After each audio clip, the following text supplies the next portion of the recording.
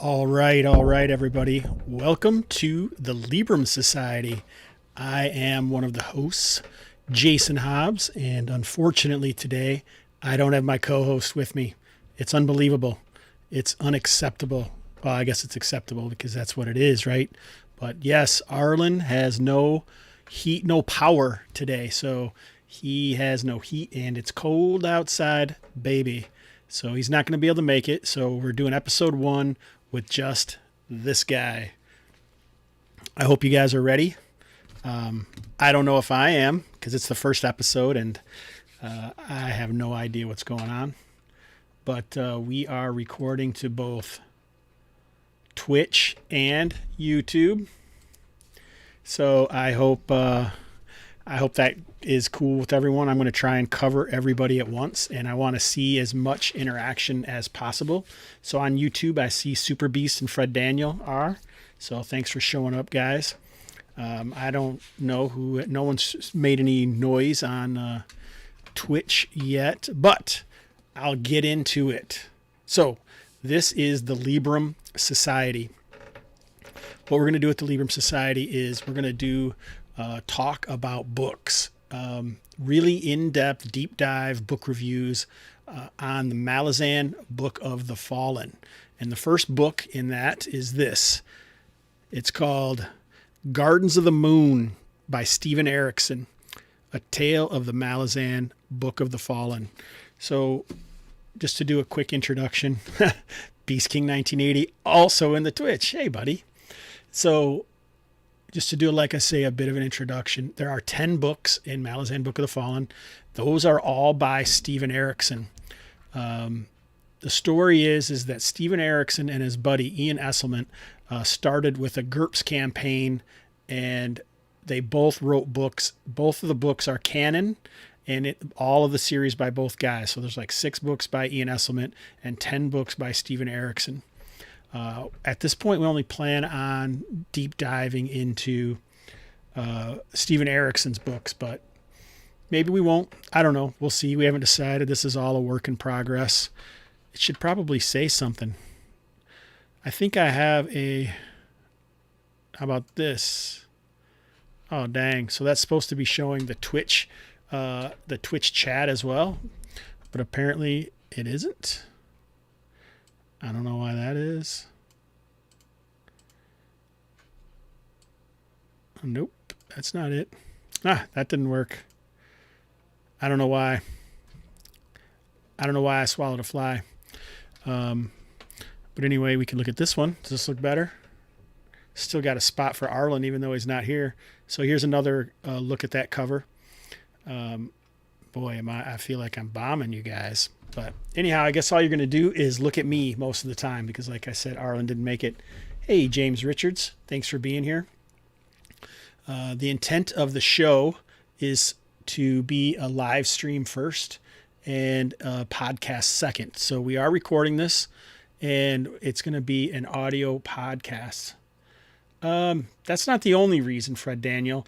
The reason that it goes between continents is because it is a massive series with world-affecting storyline that goes over across. A lot of the books are self-contained, but they're all connected in one way or the other. And that's what I want to hope to ferret out as we go along. We're going to go in publication order and through the book. So all I'm going to do today is chapter 1, but we're really going to deep dive into it. We're going to talk about the characters. We're going to talk about the scenes that Steven Erikson chose to use, what we think about the characters. We're going to try and then relate anything in there that we liked and see how maybe we would be able to attach that to our role-playing games, because I'm a role player. I think most of the people that listen to the show play tabletop role-playing games, and I would like to do that. So I guess to get back to the introduction, I'm kind of all over the place. So Erikson and Esselmont played their quote-unquote D&D campaign. I've heard they've used many different systems, but it started with GURPS, and I don't know what it was in the end. But I do know that they weren't even necessarily next to each other at the time.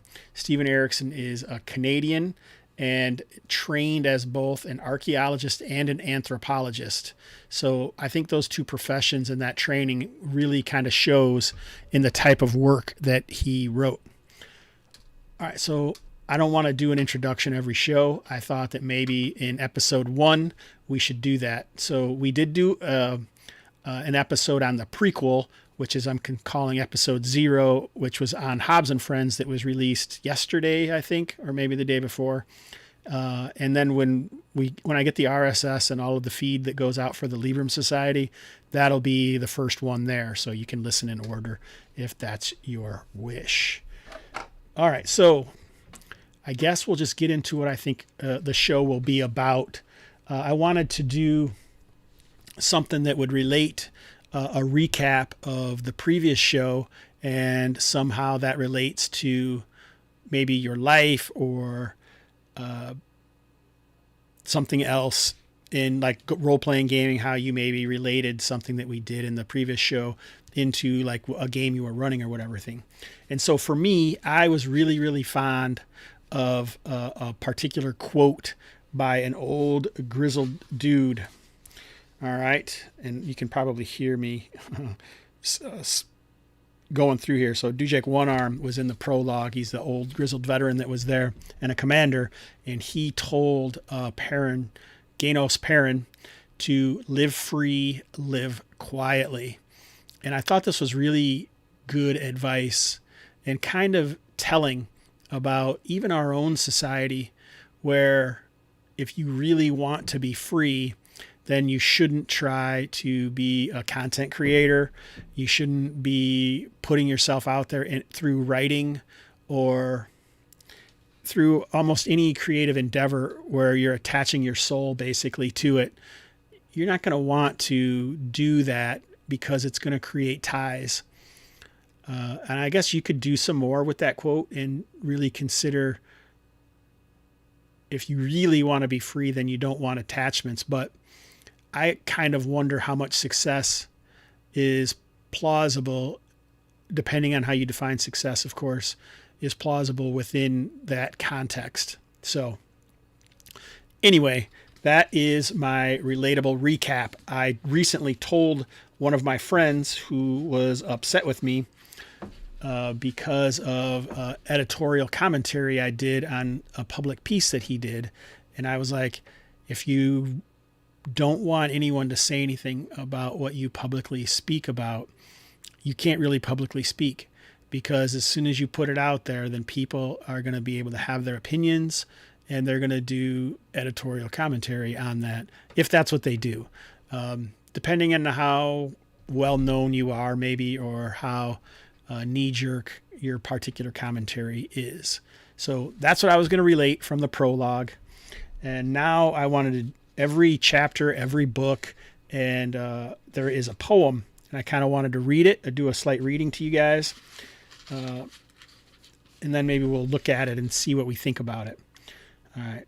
And feel free to talk in the chat, because I've always wanted this to be a show that interacts with the chat. So if you guys have things to say or thoughts on the subject, just go ahead, write them out, and I will respond to them as soon as I see them. All right, so here we go. We're going to read this. It's called The Mother's Lament, and it's by Anonymous. This is for chapter 1. The old stones of this road. Oh, you know what? I should do this other one first. I didn't even think about it. So there is like a commentary that this is probably for book 1, because each of the books are separated into books. The first book is called Pale, which is a location in the setting, basically. Pale. It's actually a city. All right. In the 8th year, the free cities of Genebacus established contracts with a number of mercenary armies to oppose the Imperium's advance. Prominent among these were the Crimson Guard under the command of Prince Kaz Davor, see volumes 3 and 5, and the Tist and D regiments of Moon's spawn under the command of Caladan Brood and others. The forces of the Malazan Empire, commanded by High Fist Dujek One Arm, consisted in that year of the 2nd, 5th, and 6th armies, as well as legions of the Moranth. In retrospect, two observations can be made. The first is that the Moranth allies of the 1156 marked a fundamental change in the science of warfare for the Malazan Imperium, which would prove efficacious in the short term. The second observation worth noting is that the involvement of the sorceress Tistandi of Moon's Spawn represented the beginning of the continent's sorcery enfilade with devastating consequences. In the year of Byrne's sleep, 1163, the Siege of Pale ended with a now legendary sorceress conflagration. This was from the Imperial Campaign 1158 through 1194. Volume 4, Genebacus of Imogen Talleyrand. So these are things that were written within the lore of the setting, the Malazan setting, basically. All right, so like I was saying, Chapter 1, The Mother's Lament by Anonymous. The old stones of this road have rung with iron, black-shod boot... Oh, Jesus. I can't read. I should have taken my contacts out, but I wanted to show how my eyes matched this border. The old stones of this road have rung with iron, black-shod hoofs and drums where I saw him walking up from the sea between the hills, soaked red in sunset he came. A boy among the echoes, sons and brothers, all in ranks of warrior ghosts, he came to pass, where I sat on the worn final league stone at day's end. His stride spoke loud all I needed know of him on this road of stone. The boy walks, another soldier, another one, bright heart not yet cooled to hard iron. So being the Mother's Lament and being a book that most people would consider military fantasy, this kind of makes sense that mothers would certainly have thoughts about war and the Malazan Imperium's drive to control and own everything. So I'm not really sure how I feel about this. I don't really think... It seems kind of not that heartfelt when you consider... Or it doesn't feel like it to me, but there are some lines here that do, like hills soaked red, ranks of warrior ghosts, all saying that most young men or even women are going to die basically within service to the Empire. Bright heart and not yet cooled to hard iron.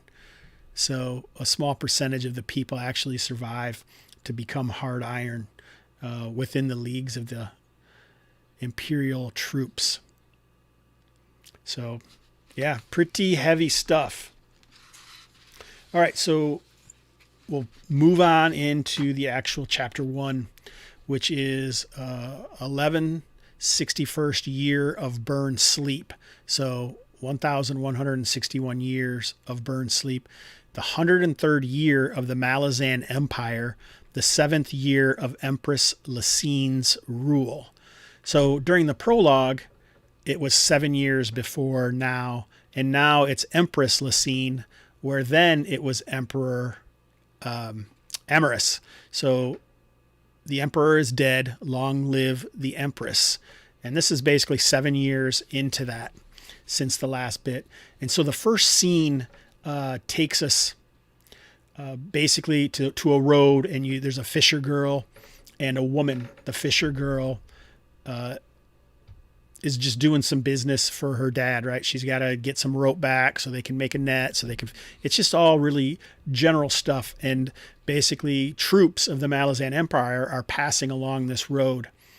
And then the woman Riga is with her, and in this scene we basically see the first bit of magic, I think.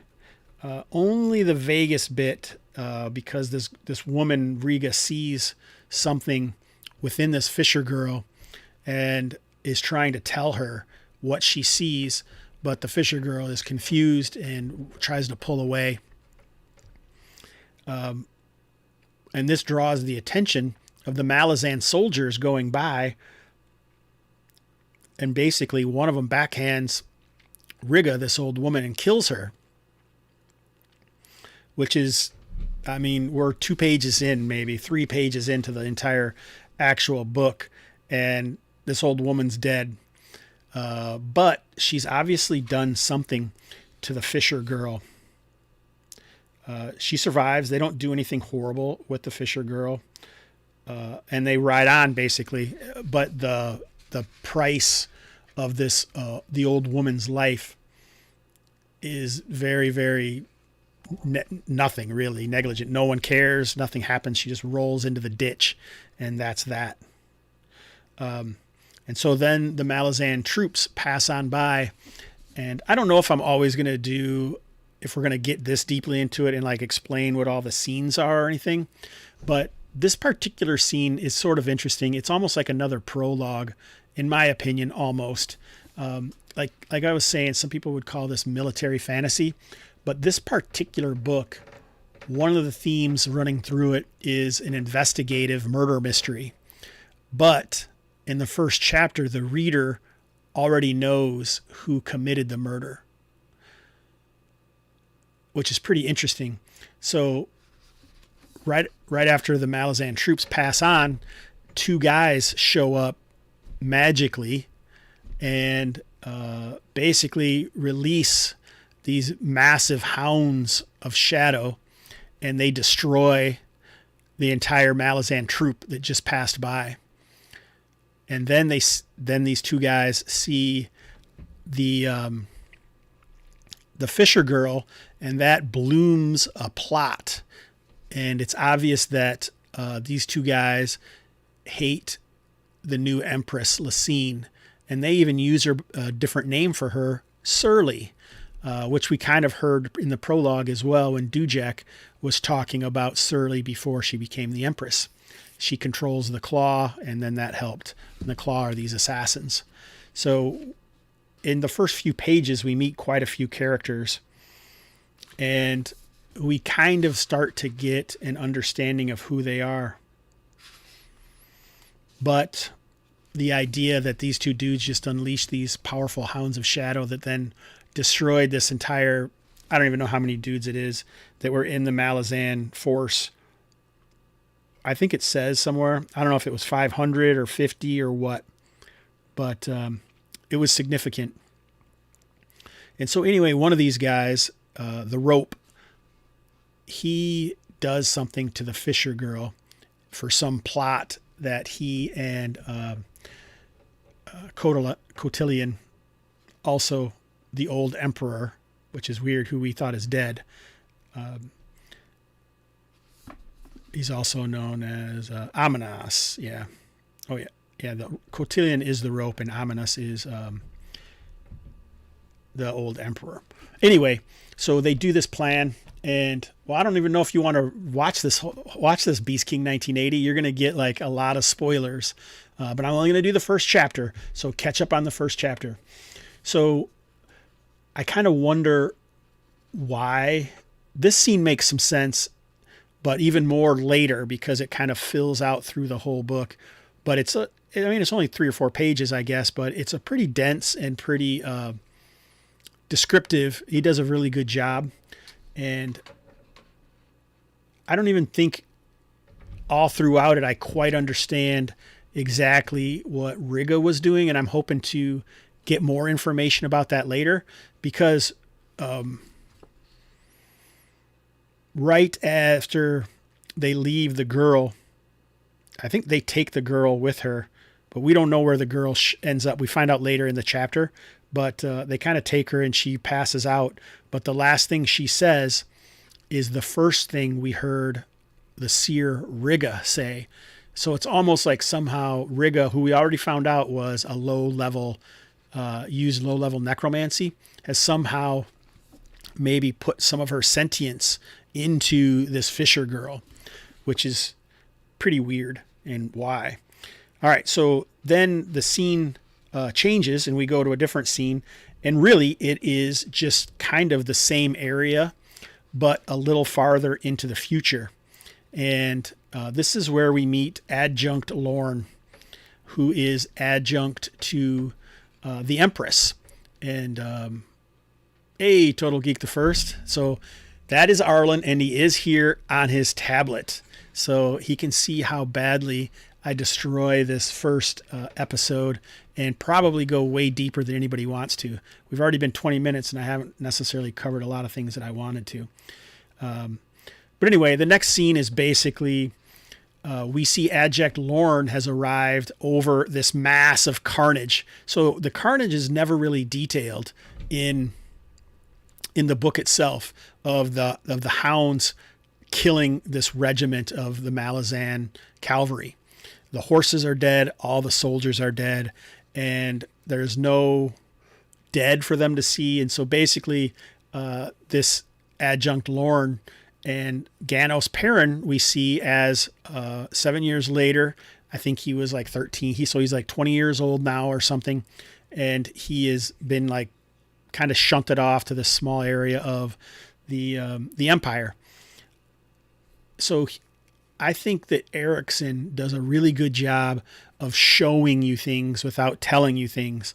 So you're constantly introduced to new characters. Some of them are named and gain importance later in the book, some of them later in multiple books or whatever. But we meet this captain who is talking to the adjunct, and they're kind of just like sitting on this hill overlooking this carnage. And the captain is obviously very moved and disgusted by the carnage and doesn't understand it. So he kind of knows in some way something really weird happened, and so he's very uncomfortable with that. I don't know if I would say he leaves to imagination, but he kind of doesn't specifically say the adjunct is a bitch, but he just kind of shows you how people react to her, that they don't necessarily like her social skills. Or the adjunct has, we're in kind of the magic issue that I want to talk later. I haven't figured out the best way to categorize and then the order of the formatting of the show should be. So at this point, I'm just kind of doing it chronologically, or publication order, as Arlen would say. And as we meet them, I'm just bringing up comments or ideas of what I think about it. Adjunct Lorne has some sort of connection with the Empress that gives her some empathy or some understanding maybe of the adjunct's will. Like, we haven't seen exactly how that happened, but that's just a feeling that we kind of get in the first chapter. And then we are reintroduced to Ganos Perrin, and he is a lieutenant under this captain's, I don't know the word. You're thinking of I'm going to do a military fantasy. I should know all the military fantasy words, but I'm not doing a very good job. All right. Well, thanks, James Richards. So James Richards says I'm doing great on YouTube. Thanks, buddy. I appreciate that. And that was Beast King 1980 that asked about leaving things to the imagination. Oh, you know what? I think maybe we should switch over to the images. And I think maybe I have an image. I got an image for this, you guys. So I went out and I found a bunch of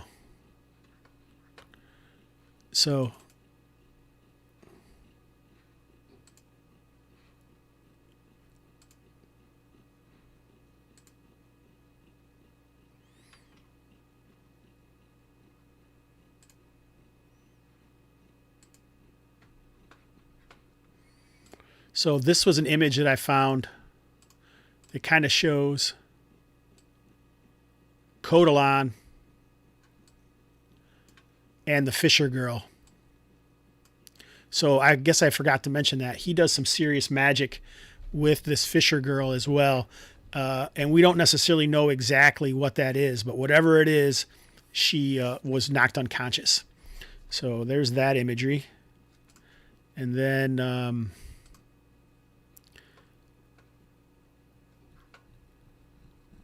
I thought that I had, oh dang, maybe not. I thought there was some imagery of, oh, here it is. So this is basically the imagery of the slaughter, is what this image is called.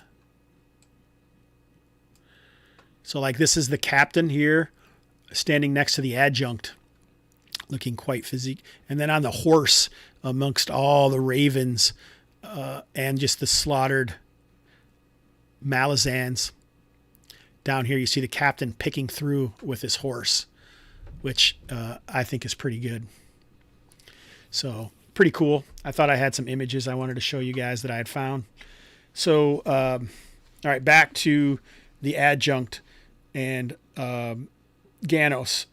So this particular scene is important because we're introduced to Adjunct Lorne, and we are reintroduced to Ganos Perrin. And Ganos shows incredible ability to withstand the horrors of the slaughter around him as he leads the adjunct into it, basically, to try and look at it. And the adjunct is actually moved somewhat by it, and that's one of the reasons, even with her abilities of her empathetic connection maybe to the Lysine, which kind of maybe removes some of her personality as well. So, and I may be just adding that in myself, but that's certainly my idea of what happens. And there are some throwaway lines in some of this stuff that is interesting because, like, for example, she asked the captain what his last engagement was, and it's the Wiccan Plains. And like I had mentioned previously on last episode, where he drops all these lines that are allusions to other places and other things. And it is, it's really thick. Like the Wiccan Plains is kind of one of the areas that you see in later books. Like I think the next book, Dead House Gates. I don't want to really talk too much about future books, but just the way that everything is woven throughout a book, from chapter to chapter, from book to book within a book, and then for other books, and then even the books that Ian Esselmont wrote. Yeah, Fred Daniels had a great comment here on the YouTube. The material is so dense that it is likely to overwhelm the reader at first. I found it a challenge. I also find that it all makes more sense upon a second read. Yeah, for sure. Even finishing the entire 10-book series, you forget something that you might have read, 9 books ago with an average page count in the 600s or more, maybe. So just think how many words you'd read since you'd read that. And I just reread Gardens of the Moon within the last few months, but I'm rereading it again, and I'm really starting to see, and I'm really hoping, you guys hang with me to the end and we can all find these interesting tidbits. And I'm expecting to maybe have some shows occasionally where we're going to go back and look back at tidbits that we had or saw or missed, and then bring it back and try and figure out, about that. So like I was saying, this is a pretty important scene when Perrin meets Adjunct Lorne, because he does such a good job, maybe too good a job. He doesn't live quietly, so he's not going to live free, because the adjunct takes him on. The adjunct takes him on as her own apprentice. Yeah, James Richards also commented on the YouTube, which I got to say, the YouTube is killing the Twitch in chatters and people interacting. So he mentions that I like that he just throws the reader into the deep end. And it's true. I mean, your deep end, it's like watching, Pulp Fiction or some of these movies that just bounce all over the place and are barely connected. but that's only like an hour movie, and you're going to put, it was an hour just to read this first chapter. So you're going to put hours and hours into this. I've said this before, and I guess I'm going to say it again. Some epic fantasy is like riding a dragon. It's exhilarating, and you have power to see everything. Well, the Malazan Book of the Fallen is like holding on to the very tip of the dragon's tail. You get to see everything. It's disjointed as you're being jostled around, thrown around, trying desperately to hold on to whatever the hell is going on and trying to keep it in perspective and understand what's happening. And even at the end, you don't necessarily. So it's worth it, though. It's definitely has it, and it's totally worth it. So to end up with the scene, basically the adjunct asked the captain enough about Ganos that she learns, and this kind of is like an insight maybe to Ganos Paran a little bit, that he is a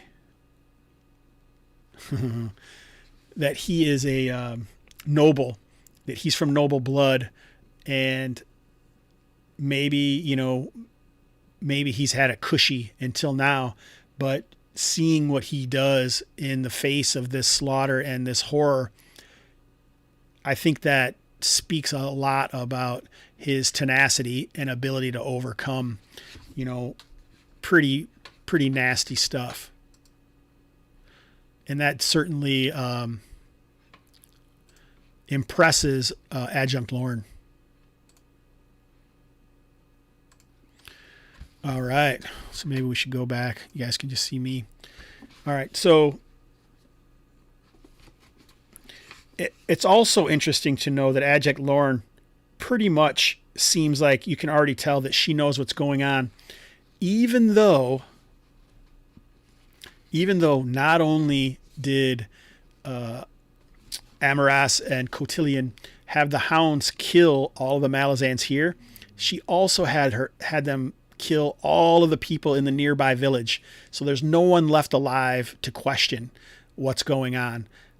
Even like apparently the fisherman's is dead. The daughter is nowhere to be found. All the people in the town, it's abandoned. There's nothing here. But even then, she still seems to know. She seems to know what's going on. So pretty interesting. I think. Yeah. And so then at the end of that scene, she sends Perrin on to a market town where this fishing village, sells their stuff. And then we get to see what happens there. And so we got a question here from Beast King 1980 on the Twitch. What other well-known fantasy book series would you compare his books to? Oh my goodness. So it's military fiction mostly, but it's a big series. So, I mean, a lot of people might say they want to compare it to like maybe the Black Company, or I don't know. I wouldn't really say Tolkien. It's harder. It's more hard. It's more like Martin's Hard, where people die in it. Favorite characters die in it. Not maybe as needlessly as they do in Game of Thrones. But like if you're going to maybe compare it to Wheel of Time, because it has so many different characters and its breadth and depth. I don't feel like it's as sluggish as Wheel of Time. I feel like the magic is actually maybe better done. I appreciate it more. Just the history that exists in the setting is better. So I can tell you what Glenn Cook said about it. It's on the back of this. I stand slack-jawed in awe of the Malazan Book of the Fallen. This masterwork of imagination may be the high watermark of epic fantasy. This marathon of ambition has a depth and breadth and sense of vast reaches of inimical time unlike anything else available today. The Black Company, Zelazny's Amber, Vance's Dying Earth, and other mighty drumbeats are but foreshadowings of this Dark Dragon's Hoard. And that was by Glenn Cook, who wrote The Black Company, if you weren't aware of it. So I'm actually... I am going to send Steven Erickson an email and see if he'll be on the show and talk about it. But one of the things I'm really curious about, and one of the reasons I want to dissect a lot of these scenes, is because I'm really curious of how many of these scenes they played out.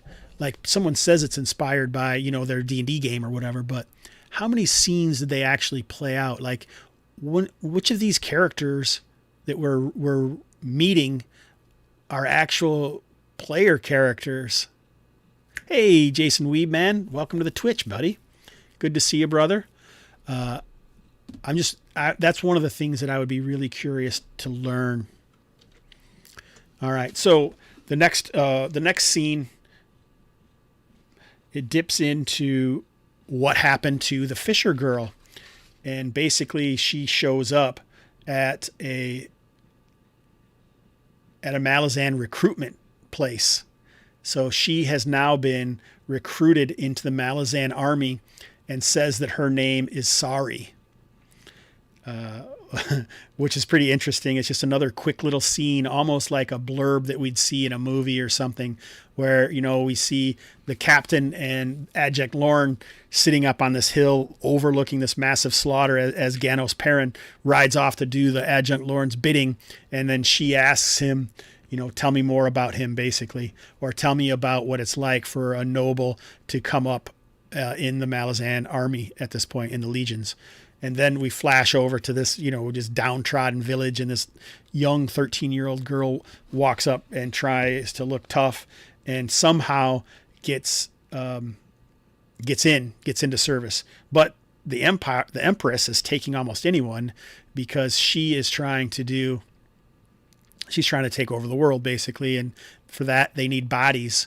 And maybe that throws back to the poem at the beginning of the chapter, The Mother's Lament. But in this situation, there is no mother, and most likely the father has been killed.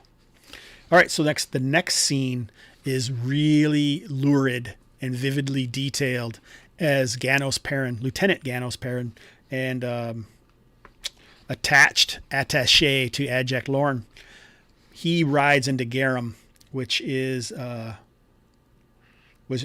like this little market town that, probably all the fishing villages around go. Nope, Jason Weeb, Arlen's in the chat. His my man Arlen, his power went out, so he got no power to do the Libram Society. So you guys are just stuck with me. All right, so basically what we find is Garum, this market town, also abandoned. So what's going on here? This reach that these two dudes have that are trying to get back at the Empress is pretty big, right? But I guess everything is relative. How big is it in the scheme of demigods? Not that big, maybe. So there's just like moment after moment and detail after detail of this horrific scene. Maybe I shouldn't say horrific, or more of like a horror scene where he's moving through an abandoned town, and he actually heads to the recruitment office, or the constabulary office, which would be manned by Malazan army guys. And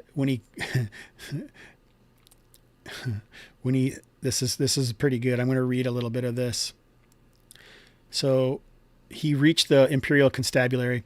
He dismounted before it, tying his mare to the hitching rail, then looking back up the street. No movement. Unsheathing his blade, Perrin swung back to the constabulary door. A soft, steady sound from within stopped him. Too low to be heard from any distance, but now, as he stood before the huge door, he could hear a liquid murmuring that raised the hairs on his neck. Perrin reached out with his sword and set its point under the latch. He lifted the iron handle upward until it disengaged, then pushed open the door. How D&D does that sound? All right, everyone back up. I'm going to open the door with my sword. Movement rippled in the gloom within, a flap and soft thumping of air carrying to Perrin the redolent stench of putrefying flesh. Breathing hard and with a mouth dry as old cotton, he waited for his eyes to adjust. He stared into the constabulary's outer room, and it was a massive movement, a chilling, soft susurration of throats giving voice. The chamber was filled with black pigeons, cooing in icy calm. Uniformed human shapes lay in their midst, stretched haphazardly across the floor amid droppings and drifting black down. Sweat and death clung to the air, thick as gauze. He took a step inside. The pigeons rustled, but otherwise ignored him. None made for the open doorway. Swollen faces with coin-dull eyes stared up from the shadows. The faces were blue, as of men suffocated.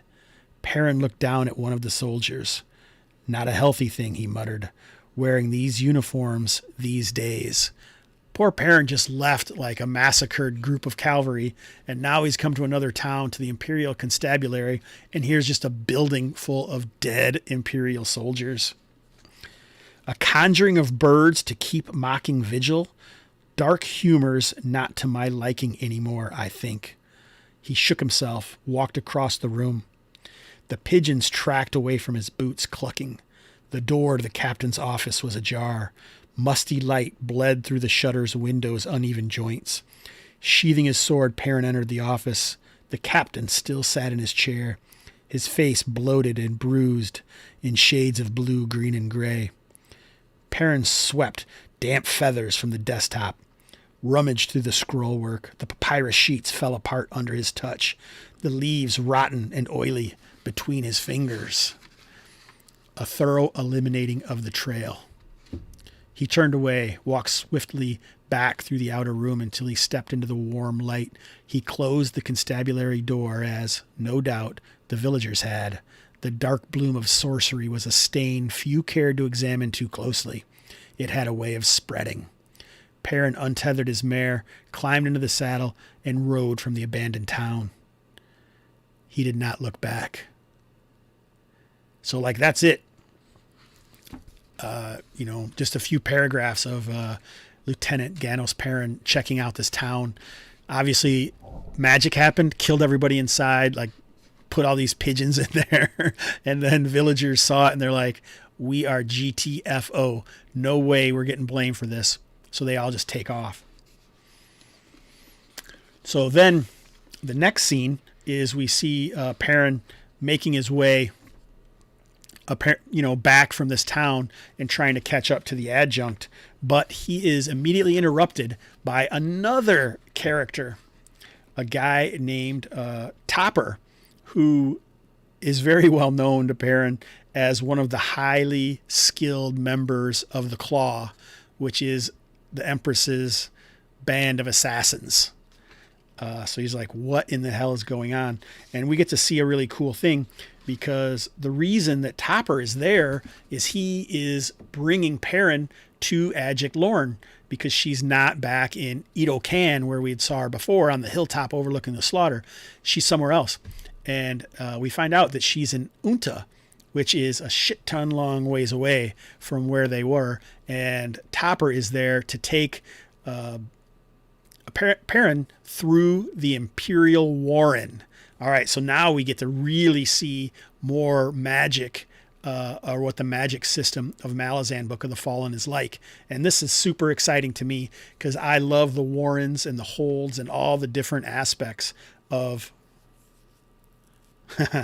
Yeah. And I don't know if I would call it a guild necessarily, more as, because it's a military arm. There are guilds later. Yeah, all those things. There's tons of cool names in the book. That was a comment by Jason Weeb. So Topper brings him through, and we get to see the Imperial Warren, which almost reminds me of and this is only from this chapter. I'm not going to talk anymore about the Warrens or what we see from the Warrens in the future. But basically, you're walking through an area like pathways. I think that's what they call them in the Waystones in some settings. Like it's just this different way to teleport by walking through this area and getting somewhere sooner than you would if you were walking across land to get there. But some interesting aspects of it. This one's called the Imperial Warren. So it's controlled apparently by the Malazans. Yeah, we learned, Jason Weeb says he thinks it's interesting about how Warrens are both transport and drawing magic. So I guess I don't even know how much they explain it. They don't really explain it yet in this chapter. So here all we know of is they can travel through this, but it isn't as safe as Topper makes it out to be, because there's something that lives there and is moving in there, and it puts Perrin on edge because he realizes that Topper is on edge, that something's going on. And so this Warren isn't as safe as we're led to believe. But it does fairly quickly travel through the Warren, the Imperial Warren, and gets to Unta. But what he doesn't know, Perrin, and Topper doesn't tell him, is that we learn as Lieutenant Perrin learns, because he gets on his horse, and the Perrins, his house Perrin, of who he belonged to before he got rid of his calling, or basically his life, and became part of the Imperial army, basically. Yeah, that's one way to think about it. The Warrens as the equivalent of D&D planes, as Jason Weeb says. But which plane would it be? Maybe there is a edge of that, and I think as we go through the books, we'll learn more about them. I don't want to get too much. I mean, we could probably devote a whole episode to the Warrens after we're done with the show, because that's how the magic system really works. And even in chapter 2, we get to see more comments about the Warrens. But we're not going to get into that yet, because so this is what Topper says about the Imperial Warren. Carved by force out of what was here before. Has such an effort ever been achieved before? Only the gods can say.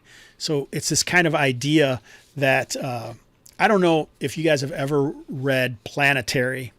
So Planetary is like it's a comic book series, short, limited series kind of deal. And it kind of takes, it's an amalgamation of all comic book settings. So like it takes Marvel, DC, Image, a bunch of different ones, and just kind of blends them together outside of any of them. So it's written by, I can't even think of it, Warren Ellis, I think, but I don't know if that's his correct name or if I'm getting it confused, but somebody look that up. Arlen, somebody out there, look up who wrote Planetary. It's not Warren Ellis, is it? Does it end in Ellis? It's the same guy, I think, who wrote The Authority, if you ever read The Authority. But anyway, in Planetary, there's a there's a bit where the Fantastic Four actually found alternate dimensions, and instead of meeting the people and doing things and helping them out and being nice, they basically killed everyone in them and took all their stuff. And then it's just like their little area of extra things. And all right, it is Warren Ellis. I thought so. So check out Planetary. That's another thing I would tell you. If you should get the graphic novels of Planetary and read those. I don't even care if you're a comic book person. You're going to get more out of it if you are a comic book person, but you should check them out. That's what it reminds me of, is one of the dimensions that the Fantastic Four went into. They're not really called the Fantastic Four because it's proprietary, obviously. But anyhow, that's what it reminds me of. Or like, yeah, if you were going to say Dungeons and Dragons demi-plane, it would be like powerful, like an imperial cadre of mages and soldiers all going into Bavaria, killing everything in there, and then just keeping it to be able to travel from one place to the other or something. It's kind of what it reminds me of. So in some way that it could be like a demi-plane or something in that aspect. So as I was saying previously, when they get to the end of the road, Topper walks through the portal, but Perrin can't see everything on the other side, and his horse is freaking out. And he comes from a family of horse breeders. Yeah, Fred Daniels says on YouTube, Erickson is an archaeologist. I keep thinking about how this might influence the novels. It absolutely does. He's also an anthropologist. So he not only does he study the past, he also studies the cultures of the past. So that's kind of a small... it occurs to me that I'm not even sure if I know exactly the nuances of those two things I said. I know that they exist, but yeah, I don't know. Anyway, so he jumps on his horse and like rides the horse through. So if you know anything about horses, there's a lot of times that you can't coax a horse by lead as easy as you can. A horse trusts you more when you're riding it.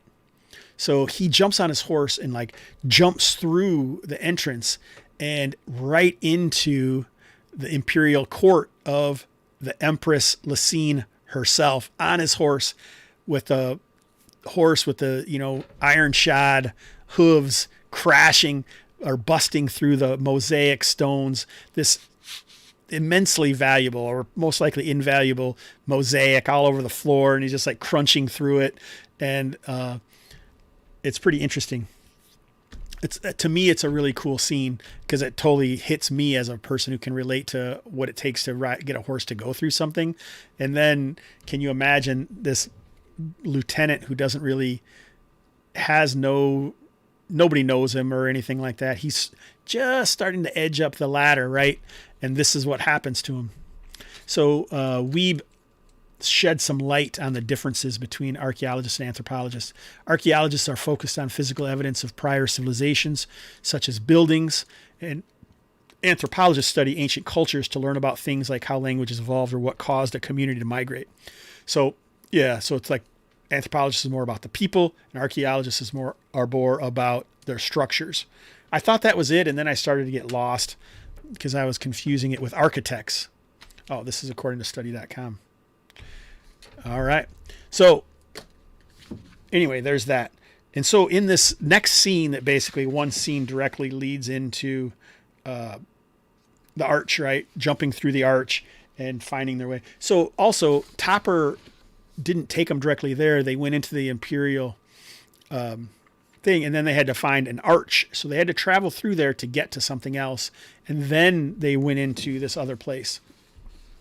So there are some limits. It's not like ultimate teleportation or dimension door or anything like that. Like they opened a door into this place, went somewhere, and then came out. So it's way more like travel stones or waygates, which are both terms and magic types. I think one is from Wheel of Time, and I don't know where the other one is, but also kind of reminds you of what Harry Potter, right? Harry Potter has that where you can leave certain places and end up at certain other places, but it's not instant teleportation in the Malazan instance. You have to actually move through this warren to get there, which if there are other warrens other than the Imperial Warren, that would make you think that you would have to move through those as well, which could create its own bits of drama or conflict, right? So I think the most interesting aspect of the next scene in the chapter with him coming into the Empress's court is she recognizes him. So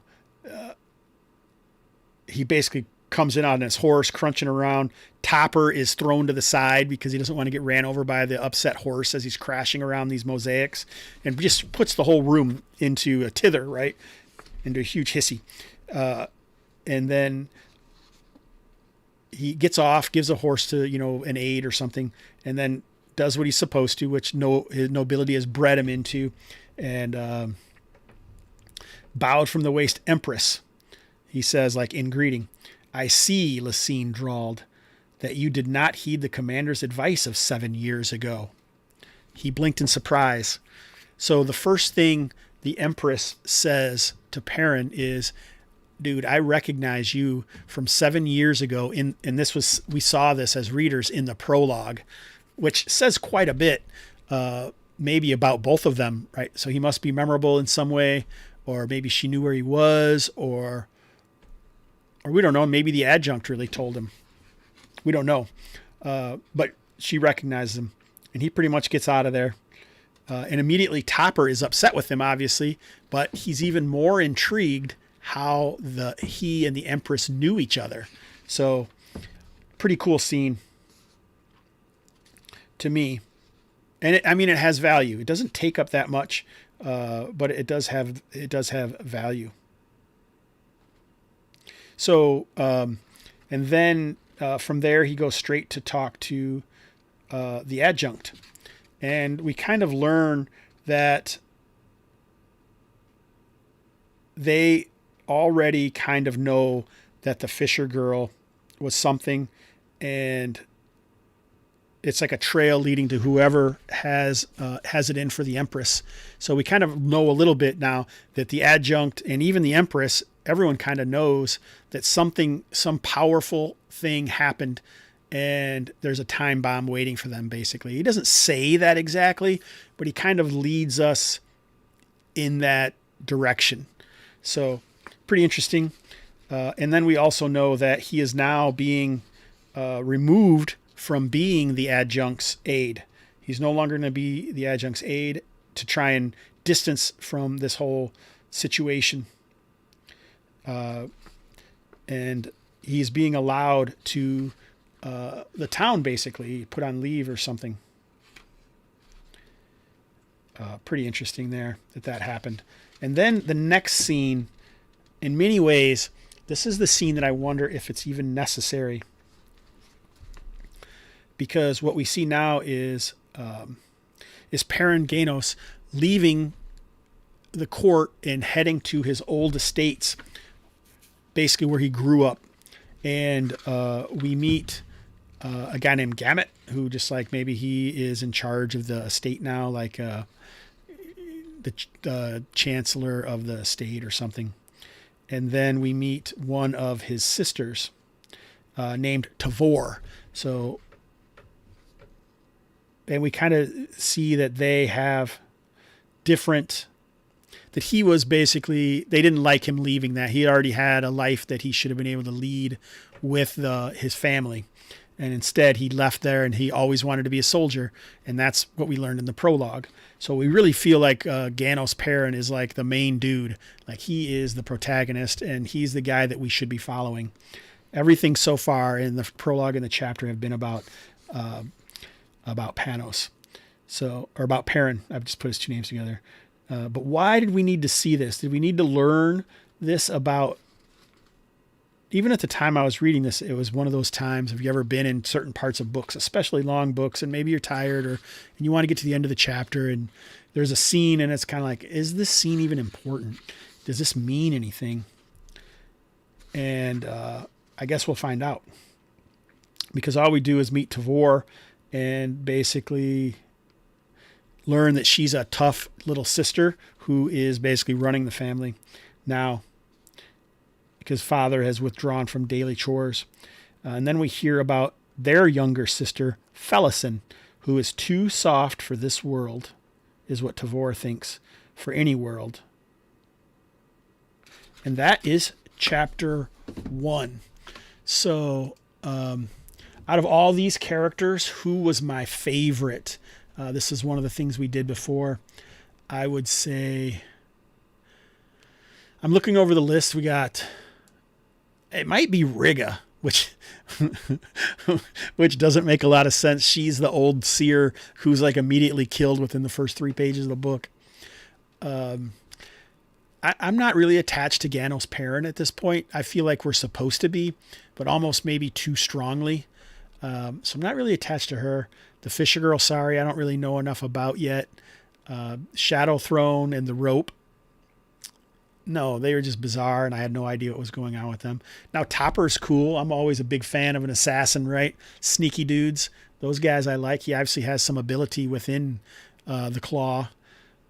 Empress Lacine, we didn't see enough of her. Adject Lorne is, if I had to relate to anyone, I almost felt like I related more to her, which is weird because she's like this super hard shelled person that doesn't let much get into her, wants to hold everything close to the vest. So I don't know. That's a tough one. The first chapter is a tough one as far as maybe really dealing into the characters themselves. But Rigga, I don't know. I was really attached. She lost 5 sons, which we didn't talk about, and she lights a candle to them. I don't know if it was every night or every week or every death day or something. And these candles have a bit of magic that keeps the spirit of her loved ones with her. And I thought she was pretty cool. She is a seer, which is pretty neat. And she does the first bit of magic that we see in the books. So I don't know what anybody else thinks. Let me know. We have an entire channel devoted to this podcast on the Gamerhood Discord, which I would love to see you guys show up. I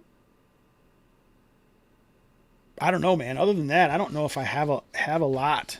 That one of the things we wanted to do is maybe pick a specific line out and talk about that, but I'm not even sure I have a specific line from it. Topper was pretty cool. I would have to say either Adject Lorne or Topper were probably in this were my favorite ones. But Topper was already shown that he isn't necessarily as awesome as Perrin just because of what happened. And I think Perrin kind of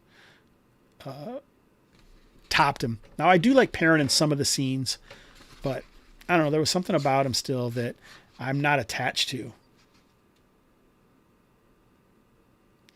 So pretty interesting. So yeah, I don't necessarily have a favorite line or something. So it might be tough, but I would say I do like the concept of fast travel and having that ability, but also having the fast travel not be perfect and allowing something to be able to happen while you're in that. So if you have to travel through another plane, having the denizens of that plane be able to affect you and be able to maybe have like a random table or something that was created when the people were heading through that plane is really cool. Oh man. All right. So we got James Richards in the YouTube saying he thinks Rigga was his favorite. The opening chapter feels really haunting. Yeah, I totally agree with you, man. So we got another vote for Rigga. Anybody else got any votes out there? Is anybody paying attention out of any of these characters that I mentioned? If you've actually read, who has what do you mean ghosts, Fred Daniel? Oh, the ghosts of the dead 5 of Rigga's children or her sons that were all killed by joining the Imperial Legion. Yeah, man. I don't know. Yeah, random table effects. It would almost be like if you're allowing fast travel instead of it being teleportation or dimension door, or you just have knowledge of these way gates or ability to travel from one place to another. Maybe you can have a spell that allows you entrance into it, and then you have to travel through and then leave it a different way. Like maybe you can only get in from anywhere, but once you're in, then you have to kind of figure out where you are and find your way to the gate to get out. I think that would be a really cool addition to almost any setting. And I mean, I think a lot of people have used it in different books. So I think that's pretty darn cool. I would say that is probably a really cool aspect that we've saw in chapter 1. And this idea, of allowing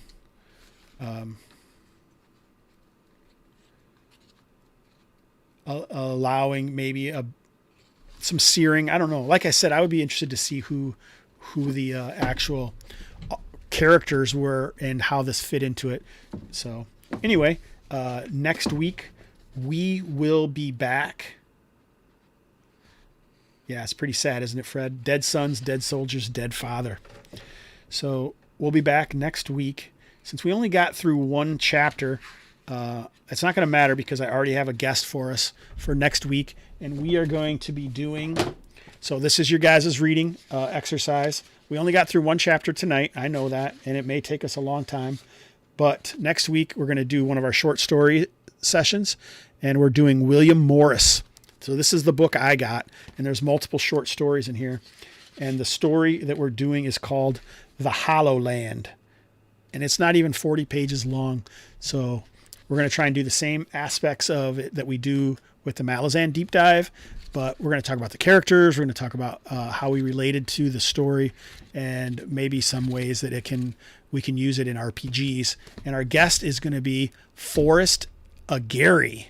Yeah, man. None other than a DCC writer. He's an author. He's written multiple books, which one that I have read that I have somewhere. I should probably have had that ready. But super cool guy who lives in Wisconsin. He's the dude, when you see any of the Gary Con, Gamehole Con pictures, he always has the fez on it. So really cool guy, and a person that I was excited to invite to the show. So next week we're going to have Arlen, me, and the man Forrest Agary. So I hope you guys can all join us. And if you want to get in touch with me, you can send, I don't have a special email for the show yet, but hopefully I'm going to send it off to editing, and we should have it this week. Maybe not this week, maybe early next week, definitely before the next episode drops. And then if you have anything you want to say, please join me at the Gamerhood Discord, or send me an email, hnfhobbs@gmail.com, or you can Twitter me or Arlen. I'm at OSRN Hobbs, and Arlen, put yours in the chat. I think it's like POWSYS. Pauskaus. Shoot. I don't know. I'll put it in the show notes. I'll put all those places in the show notes. Beast King 1980. Thank you so much. Jason Weeb, Fred Daniel, James Richard. I think that's about it. I really enjoyed you guys joining me here. Thanks for showing up. I can't wait to see you guys next week, 6:30 p.m. And we'll be back at it. Let me know what you guys think of the music, because you know where it came from. My man TJ Drennan. See, I always want to try and play it back, and it always takes like forever for it to start. And so then I got to stall. Hey, man. Yeah, man. What you stalling for? It's this goddamn music. I'm telling you, it just never comes.